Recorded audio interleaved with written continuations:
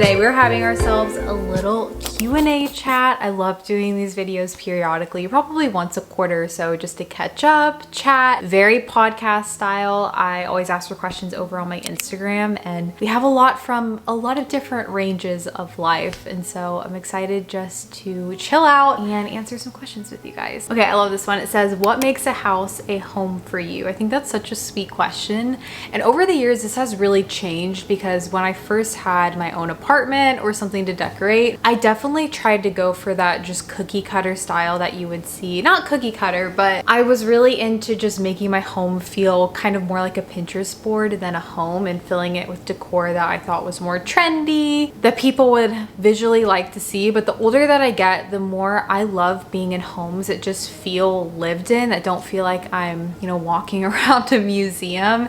And that is why in this house, I am just loving how everything's coming together, because we have so much color in this house. For me, I love color. I do love neutral palettes too, especially in our bedroom. I like to kind of keep that a neutral zone. But for me, I do feel very inspired just by having a lot of different patterns and colors. And even more so than that, I think that just the memories that you make within your house or your apartment, wherever, really do make it feel like a home. And that's why, especially in this house right now, I'm so excited when we bring the baby home here. I think it's going to be kind of a next level feeling of just hominess and coziness, being the first place that we raised our first child, at least for a year or two or however long we're here. One of the biggest questions was if we have a name picked out for baby boy, and right now we do have one name that we're pretty sure we're gonna end up going with. It's a name that we both kind of liked from the start. I will say that girl names were a lot easier for us. We had one girl name picked out that we just absolutely loved. For some reason, boy names have been just a little bit harder. And I'm thankful that we do have similar name styles too, so that does make it easier, but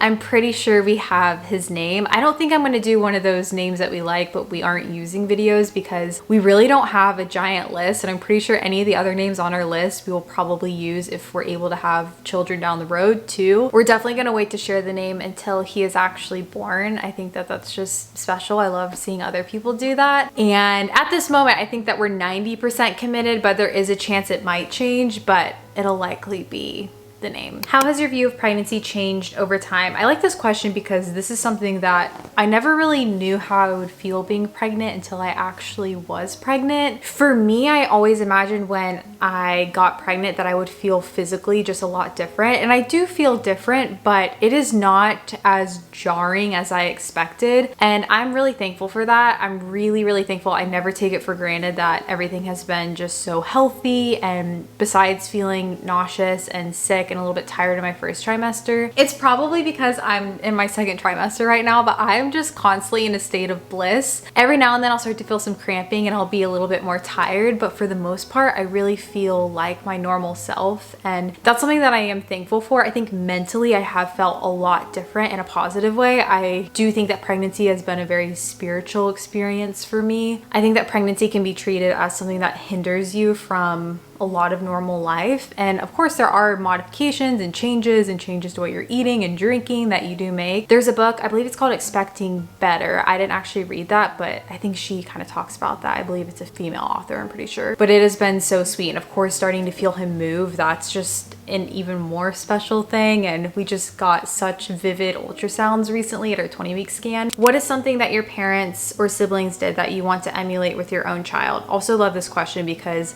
I think that my parents did a fabulous job of parenting us, and I think there are a couple things that I really appreciated. One was that my parents really encouraged independent play. I don't know, my parents weren't always having to entertain us or tell us what to do or forcing us to do certain sports. We really did get to grow into our own hobbies and likes. And when I look at all my siblings, I'm the youngest of 5, we all just have such unique gifts and talents, and when I look at where we're all at, I know it's because my parents really encouraged us just to go for it. I think especially doing YouTube, this kind of job, I think growing up it would have been so easy for for parents to be so scared of it, and it is a very scary thing. I am just always so thankful that my parents really encouraged me to go for it, and even with leaving my full-time job, my parents were very supportive of that, and that is something that I hope to do with our child. And I know I'm not going to be perfect, but we were really left to just kind of make our own fun and be bored. I'm actually reading this book right now. It's called Simplicity Parenting, and it talks a lot about that, not always bringing your adult life into your kids' life and really letting them just experience the world through their own lens and not always trying to put it through yours as an adult. How many total kids do you envision yourself having? This is another great question, because before I got pregnant, I really liked the idea of having a lot of kids. Like I mentioned, I come from a big family and I loved that. And it's not even because pregnancy has been exceptionally hard. I just shared how it's been really pleasant and really blissful so far. I really have envisioned more so having 2 or 3 if we're able to. Even just being able to have one child was such a blessing, because we definitely didn't expect it to happen so quickly. And that is something that I'm really thankful for. And so I am not even really thinking at that point, but I have liked the idea of having 2 or 3 more. And I also have liked the idea of having a little bit more space between them too. My siblings and I are all 2 years apart, and I really loved that because we were always so close growing up. They were truly my best friends growing up, and I still feel very close to them. But that was something that I also always envisioned us having, and that might be the case, I'm not sure. But I also am kind of liking the idea of spacing out children more too. Aiden also grew up with one brother, and I feel like that was a great dynamic for him. So I think that family dynamics are all just so different, but right now I definitely like the idea of 3. Also got a few questions, and I touched on this before, but about just being a mom at 25, if I'm nervous to be a younger mom. And I always put that in quotes because for me, that doesn't seem super young. I had always really liked the idea of having our first child around 25, 26, 27. And this is so true about God's timing in general, but I really do think that for me and where I'm at in my life right now, this is just the perfect age. I'm really thankful that Aiden and I got, and by the time that we have our baby, it'll be about 3 years or so that we have been married. Yeah, 3 years. We also met when we were both 18, so we've been together for, it'll be 7 years, and married for 3. And for me, it's just felt like the perfect amount of time of just having the 2 of us. I never felt rushed to have kids by either of our parents or anything. That's just not how either of our parents are. I have always wanted to enjoy just the time that we have had the 2 of us, because it has been so sweet going on so many different adventures and having different moves and experiencing life together. I'm so thankful for it. And this is something that I also had some questions about, things that I'm nervous about, and there's really not a lot that I feel super anxious or nervous about. But one of the things that I do think I will to some extent mourn is just it being the 2 of us, because genuinely, he is my best friend, and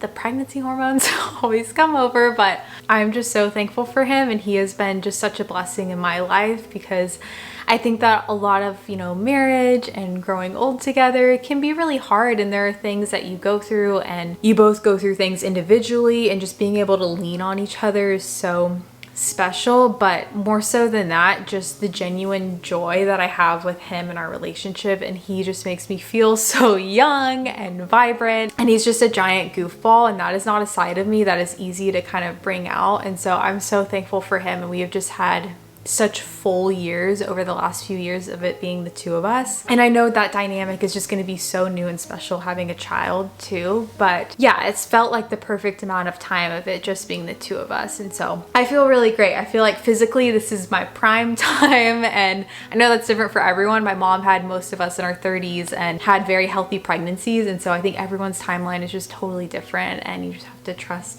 God and where he has you at the moment. Do you think you'll do the mom chop? This is funny because I actually just got my hair cut, and I almost did cut off a decent amount just for summer, because I like the feeling of having really light and kind of fresh hair for the summer. I know that I'm probably going to deal with some postpartum loss down the road, and so that is probably when I will chop. I don't know if I'll do a full-on chop. I've never cut my hair super short, but I do think I will cut off a decent amount then, because my hair is already thinning at the top, especially around my temples. And so that is something that I'm not really looking forward to, but it's just part of the process. I'm trying to embrace all of the pregnancy hormones right now that are keeping my hair so lush and thick, especially for my prenatals too. But yeah, maybe. I'm not really sure how short I'll go, but I definitely do plan on getting a trim once I do feel like my hair is thinning a little bit. Got some questions if we are still planning on buying a house. Yes, I don't have a specific timeline for this either. We both just feel like it has not been the right time to buy for a couple of years now for a multitude of reasons, but especially just with the housing market. But that is definitely a plan, and I'm really excited for that journey. But for now, I'm really content with where we're at with just renting this house. How are you so sure of yourself? You seem to just go with it. That is a very sweet observation, and I think that I am a lot more sure of myself now than I used to be. And that is something that I think has come with just age and more confidence in who God has made me to be. But when I was in high school and college, that was not the case. I really struggled with a lot of just anxious feelings and insecurities when it came to a bunch of different things. I really do think that moving to New York City and having that giant move and having to meet new people and really start my life there, that for me was so pivotal in just instilling confidence that I can do hard things, I can meet new people, put myself out there. Yeah, I would say if you're at a point where you don't feel that way, if you feel like it's easy to be insecure about who you are, I would just say that give yourself time and just trust the process. I used to feel insecure by the fact that I would say, a more quiet person. I think as I've gotten older, I've become more of an extrovert where I like and value being around people more. But that has just always been part of who I am. I'm a very observant person. I am not the first one to raise my hand in class. I'm not the person who speaks up in big groups. And that was something that would always make me insecure growing up, but I really value now as an adult because I know that that's how God has made me to be. And of course, there are times when I think you do have to stand up and, you know, put your opinion out there, but I think having a sort of quiet confidence is really special, and that's something that I've just grown into over the years. I also think that I have a decent amount of boundaries in my life right now because doing this kind of job, it is easy to get a lot of different opinions and perspectives. And even if you don't do social media as a job, just scrolling on Instagram, it's easy to just see so many different ways that you can be swayed. Yeah, I'm not always like that too. I have days where I feel quite insecure and I'm not so sure of myself. And I think especially becoming a mom, that is something that I am likely going to struggle with at the start. Just, you know, being in this new role, feeling like I have no idea what I'm doing and thinking that everyone is better than me. I know that that's a whole nother ball game, but again, just like with anything that I've struggled with in my life, that's when I try to rely on my relationship with God and reading the word to kind of bring me back to truth instead of all the different things that you can find on here. What style of names do you like? Classic, modern, etc. I will say that we both lean towards liking more, I don't want to say classic, because I think that you could have a very unique name but feel like it's very classic for you. But I would say that the name that we choose is likely not a name that you've never heard before. It's probably a name you've heard quite a few times, and I'm sure he's going to be in class with kids that might have the same name as him. I think that everyone's different. I grew up with, I would say, a more traditional name, Michelle, and I was not the only Michelle in my class, but I have still always loved my name. But it'll likely be a name that you've definitely heard before. Do you plan on going back to getting your nails done in the salon after the baby comes? Honestly, no. That was something that I cut out during my first trimester, honestly, because I didn't want to sit around all the fumes. I know you can still get your nails done, but I just did not love certain scents when I was in my first trimester. And so I haven't got my nails done for a while, and I really don't miss it. I have very short, bland nails, but yeah, it's been easier to cook. It's been easier just to do things around the house. I do think when we have the baby shower, I'm probably gonna let myself get my nails done, and then maybe for our baby moon. For the most part, I haven't really missed it, and I also haven't missed paying for it. It's one of those expenses that I just always felt a little bit guilty about because it would be around $100 because I would get acrylics and gel. There are a lot of other expenses that we have since added on with just paying for all my prenatal visits and hospital birth coming up and a baby. Like there are plenty of other things that we are paying for. And so that was just something that I didn't really feel like I needed to keep up. I had some questions about why I chose to go with a midwife versus an OBGYN. And this is something that I was really confused about when I first found out I was pregnant, because I'd heard people say they were going to their midwife and I just didn't understand. The main reason was because the OBGYN that I had been seeing before was just someone I had been growing up going to, and I never felt really close to him. I also liked the idea of switching to having kind of female focused care from a female doctor or midwife, and so he was also pretty far from where we're at in Dallas, and so I knew I wanted to get someone local, just because you're going to those appointments all the time. And I could be wrong, but I believe that they mostly just see kind of lower risk pregnancies. And of course, something can come up down the line. And if that happens, then I can just be referred to an OBGYN that they recommend. And typically you have just lower interventions with a midwife when it comes to just appointments. They typically don't do as many ultrasounds. The schooling that they have is different. It just felt like a better fit for me. Also, my appointments have been so much longer with my midwife. She really asked me about kind of nutrition and lifestyle stuff, and I really kind of get to know them more. It's a few different midwives that I'm going to, versus when I was seeing my OB, it was so in and out, and that might not be the case for everyone. I know a lot of people really love their doctors, and for me it was the best of both worlds, because I liked the idea of being in a hospital but also liked the idea of having care from a midwife. Yeah, it can be really confusing. That was one of the first things I researched when I found out I was pregnant, and it was a whole different world learning about all this different stuff. How many days a week do you see friends? Do you prefer productive days or being alone? I would say that I tend to see friends probably twice a week on average, maybe. And for me, that's very healthy. I'm definitely someone who can easily just stay at home and work and only hang out with Aiden and be content. But I think the longer our relationship has gone on, especially the longer we've been married, the more we've realized that it's really healthy to have community and spend time with people. And I'm so much happier when those other friendships that are exclusively just my girlfriends, but also are couple friends. And so that's kind of my perfect balance. I will say, because I am more of an introvert, it was something that I used to kind of have to force myself to do, but the older I've gotten, the more I really look forward to that, and I want to make plans with people. And I know, especially going into this next season, that's going to be a totally different experience, and I'm thankful that a lot of my friends are also moms, so it'll be nice to be able to just relate on that level and have that kind of similar shared experience. But I also have a lot of friends who are not, which I think is also great, to have friends that are in just a lot of different seasons of life. How do you rest when you feel burnt out? I love this question because I definitely feel this often, and something that I really do like is having some sort of travel on the books, not all the time, because I also can get in a phase of never being home, and that to me is not super fun either. But I do like looking forward to trips, and especially with the work that I have, I really like having to kind of get work done and then being able to rest on a trip and then coming back home, getting work done. I'm thankful that with this job that's a lot easier to do, and it's nice just to have something to look forward to like that. But that doesn't even have to be travel. That can be going on a date night or seeing a friend, having something that really gets you out of the house, kind of out of that brain fog. There are times when I just have to leave and get some fresh air, even if I'm just running an errand. That is really helpful. And